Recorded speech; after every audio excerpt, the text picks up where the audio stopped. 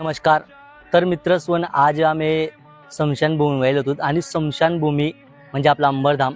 स्मशानभूमीमा येताना असं एक दृश्य देखत ते दृश्य देखीसनी खरंच आयुष्याना अख्खा सार माहीत पडियास आणि ते देखीसने असं वाटस की माणूस आयुष्यमा खरंच कोणतीच प्रकारना अभिमान किंवा गर्व नाही करायला पाहिजे हे ना.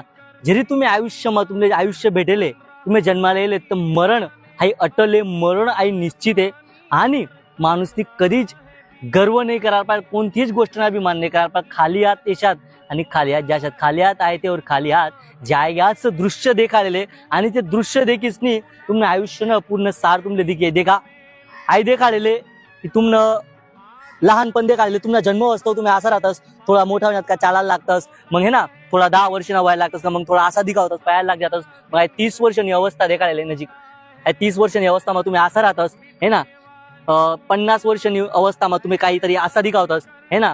लगेच 60 वर्षांनी अवस्थाમાં तुम्हाला काठी लागत, थोडा तुम्ही म्हातार होई जातास, धल्ला होई जातास आणि 70 वर्षांनी वयमा लगभग तुम्ही असा पडी जातस म्हणजे तुम्ही चालानी बी क्षमता नाही रास. आणि शेवट काय शेवट तुमले आठेत जाणे म्हणजे इतलं भारी संदेश दिले. तुमना जन्म जरी व्हायले तर तुमनं मरण तुमना मृत्यू हाय अटले म्हणजे जो येले तो नक्की जाई मनीसनी देखा.